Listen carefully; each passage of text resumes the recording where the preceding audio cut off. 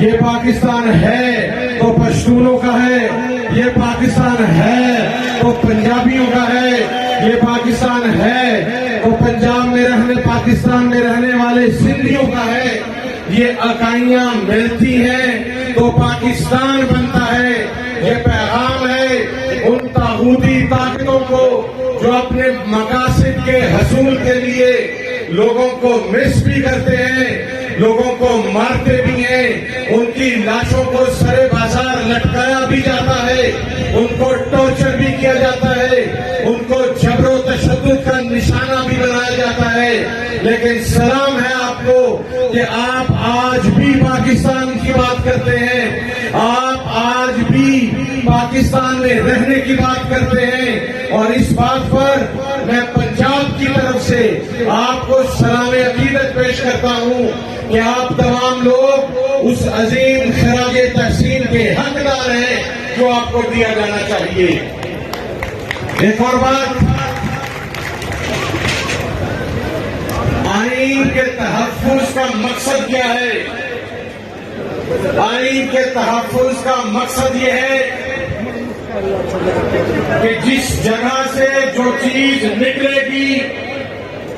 پہلے وہاں پر رہنے والوں کا اس پر حق ہوگا،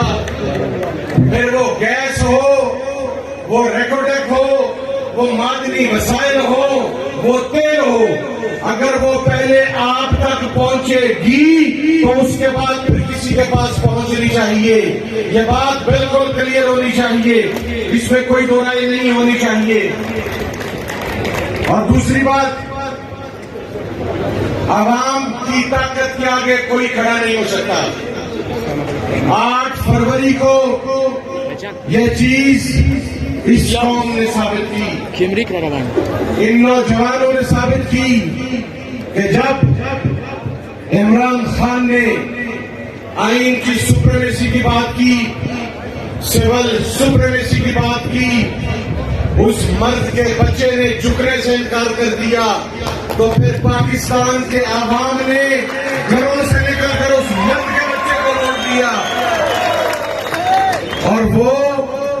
کوئی ڈیل لے کے بھاگا نہیں،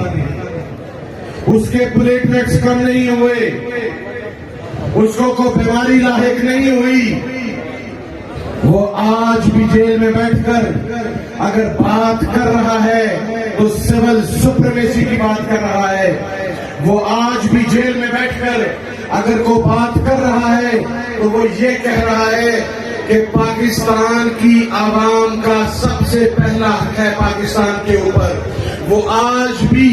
اگر جیل میں بیٹھ کر یہ کہہ رہا ہے کہ پاکستان کو کسی پرائی جنگ کا حصہ نہیں بننا چاہیے، پاکستان کو کسی پراکسی کا حصہ نہیں بننا چاہیے، وہ آج بھی اگر جیل میں ڈٹا ہوا ہے تو بلوچستان کے لوگوں، وہ آپ کے حقوق کے لیے ڈٹا ہوا ہے، وہ پاکستان کے لیے ڈٹا ہوا ہے۔ یہ فرض اب آپ نے پورا کرنا ہے کہ ہر وہ آواز جو پاکستان کو توانا کرنے کے لیے بلند ہوگی، جو آپ کے حقوق کے لیے بلند ہوگی، جو آپ کے رائٹس کے لیے بلند ہوگی، وہ آواز کسی بھی پارٹی کی ہو، آپ آگے بڑھ کر اس آواز کا ساتھ دیں گے۔ اور آخر میں میں ایک بات کہتا چلوں کہ پاکستان کو ایک ایجنڈے کی بنیاد پر، لسانیت کی بنیاد پر، مسلک کی بنیاد پر، زبان اور صوبائیت کی بنیاد پر جو تقسیم کرنے کی سازش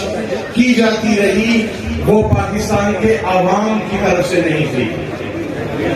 وہ پاکستان کے خلاف سازش تھی۔ آج سب سے پہلے عمران خان کو اور اس کے بعد اس عظیم تحریک کے بانیان کو یہ کریڈٹ جاتا ہے کہ آج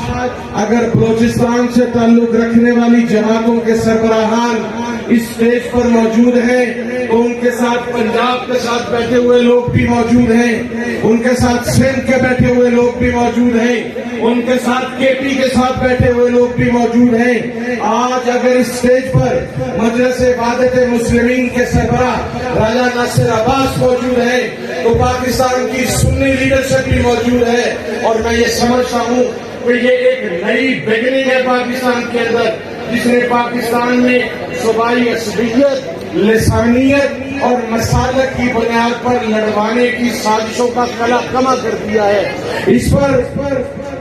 میں آپ سب کو مبارکباد پیش کرتا ہوں، اور ایک